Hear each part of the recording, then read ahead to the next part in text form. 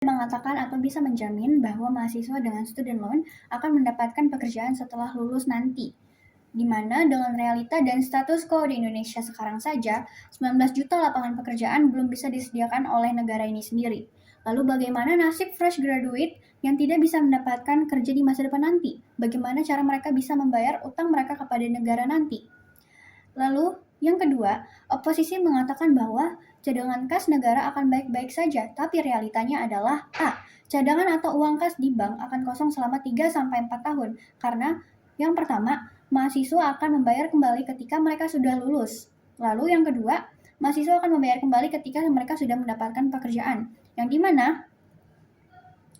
dimana kenapa ini bisa kosong selama 3-4 tahun karena pemerintah harus menunggu mahasiswa untuk lulus dan bisa bekerja dulu baru mereka akan mendapatkan pemasukan kembali, yang dimana pasti tujuan dari program ini adalah kepada mahasiswa untuk mahasiswa yang baru masuk kuliah yang baru bisa lulus 3-4 tahun kemudian. Lalu B. Indonesia negara berkembang, membutuhkan banyak uang untuk bisa membangun negara. Sedangkan anggaran untuk program ini pasti sudah sangat besar sehingga bisa memberatkan pemerintah ini sendiri karena selain ini itu juga ada anggaran-anggaran lain seperti sektor kesehatan, sektor militer dan lainnya yang sudah menghabiskan anggaran yang cukup besar. Lalu yang disampaikan oleh oposisi adalah hal-hal yang baik-baik saja, tapi kita juga tidak bisa menutup mata untuk melihat sisi buruk dari student loan ini sendiri. Yang dimana karena student loan ini tanggungan company dan pemerintah seperti yang tadi sudah dijelaskan oleh oposisi adalah terbatas dan juga sudah berat. Lalu jika ditambah dengan student loan lagi, maka pasti akan menggunakan anggaran yang besar. Tapi di satu sisi kita juga harus melihat bahwa Indonesia adalah negara yang berkembang, negara yang membutuhkan banyak uang untuk bisa membangun sektor yang banyak di dalam kehidupan ini. Apalagi kita tahu bahwa sektor pendidikan bukan salah satu atau prioritas utama dari anggaran negara ini. Lalu,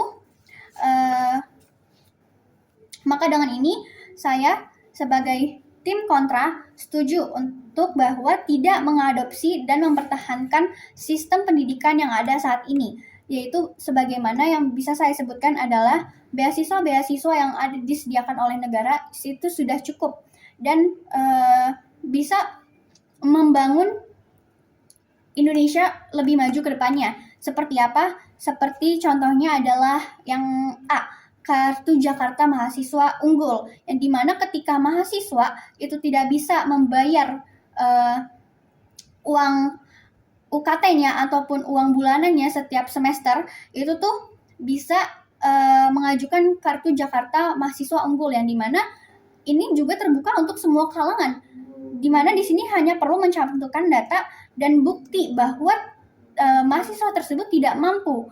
Jadi beasiswa ini juga tidak terbatas. Beasiswa ini juga mencakup seluruh golongan yang ada di masyarakat. Tidak hanya kalangan yang bisa saja, tetapi semua kalangan bisa mengambil Kartu Jakarta Mahasiswa Unggul.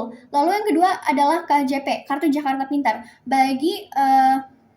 Bagi siswa-siswi yang mungkin kurang mampu ketika masa bangku sekolah menengahnya, mereka bisa mengambil KJP ini. Seperti yang tadi saya sudah jelaskan, hanya perlu mencantumkan data dan juga bukti bahwa siswa-siswi tersebut tidak mampu dan butuh bantuan dari pemerintah untuk bisa membayar uang sekolah mereka atau kebutuhan sekolah mereka. Sehingga A, mereka tetap fokus berprestasi. Lalu tidak terpikirkan bagaimana harus membayar uang sekolah atau bagaimana cara bisa melunasi keuangan sekolah lainnya. Lalu B, mereka tahu bahwa peluang itu terbuka di masa depan karena dari situ mereka sudah visioner bagaimana cara mengatur uang dengan baik, seperti mereka mengelola keuangan. Lalu mereka juga bisa berpikir bahwa ketika mereka mendapatkan uang segini sebulan, bagaimana cara mereka bisa memanfaatkannya dengan baik setiap bulannya. Lalu selain itu juga ada beasiswa Garuda. Ini untuk lulusan sekolah menengah atas yang berprestasi, yang dimana di sini artinya beasiswa di sini itu tuh mendorong siswa untuk bisa berprestasi dulu baru bisa mendapatkan beasiswa yang ada. Yang semua yang tadi saya sudah sebutkan itu tuh tidak hanya mencakup golongan apa saja, tapi semua golongan itu bisa mendapatkan beasiswa tersebut. Maka dengan ini program-program yang sudah ada dan sudah dijalankan itu layak dipertahankan dan layak